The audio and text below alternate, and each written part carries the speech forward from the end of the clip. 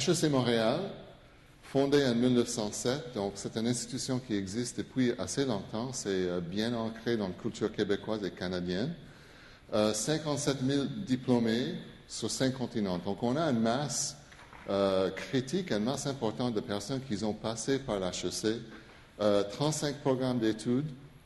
Il y en a parmi vous, probablement certains qui ont déjà fait un diplôme à HEC. 50 centres, chaires et groupes de recherche, donc on a une activité de recherche et création de connaissances assez importantes. 250 professeurs, une des plus grandes écoles de commerce au Canada, et 12 000 étudiants inscrits, 5 000 à temps plein. Donc, c'est une institution qui est assez grande, assez importante, assez reconnue dans la scène des écoles de commerce au Canada et dans le monde. Un édifice moderne, vous êtes dans l'édifice Sainte-Catherine, en termes d'édifice. La plus importante bibliothèque de gestion au Canada. Si vous n'avez pas eu encore l'opportunité de visiter la bibliothèque, c'est vraiment impressionnant ce qu'on a là. Donc, on a une infrastructure qui est classe mondiale, si vous voulez. Un cadre exceptionnel. Encore un niveau de support et infrastructure qui rendent l'enseignement et l'étude ici à HEC très facile à enseigner et très facile à apprendre. Okay? Peut-être plus important de tout ça, c'est l'accréditation. Il n'y a que 47 écoles dans le monde, écoles de commerce dans le monde, qui ont ces 3 accréditations. Pourquoi est-ce que c'est important? C'est important parce que ce sont des institutions, des groupes de l'externe qui nous appliquent des critères internationaux avant de nous donner ces accréditations-là. Donc, d'avoir ces 3 accréditations veut dire que l'éducation qu'on a ici, les programmes qu'on a ici à HEC, sont de classe mondiale. Et on est dans un groupe assez select, assez important dans le monde. Ces 47 universités-là. Donc ça, c'est extrêmement important d'avoir ces 3 accréditations-là. Oui, et la première université en Amérique du Nord de les avoir.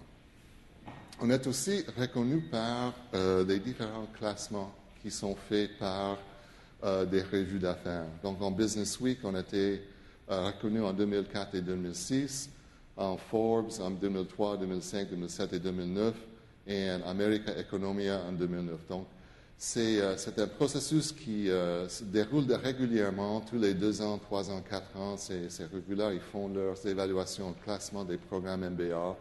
Et HEC Montréal, nos programmes MBA, est régulièrement dans les top 10, les top 20, les top 100. Donc, c'est une école qui est reconnue un peu partout dans le monde. Comme je disais, 42 pays de naissance cette année, le groupe qui vient de commencer. 25 langues maternelles. Donc, si ça vous intéresse de travailler avec des personnes qui ont des perspectives différentes, ils sont là, en masse. Moi, j'enseigne dans le programme, j'enseigne en TI, quand j'enseigne en anglais, il y a des fois que je suis le seul anglophone langue maternelle dans la classe.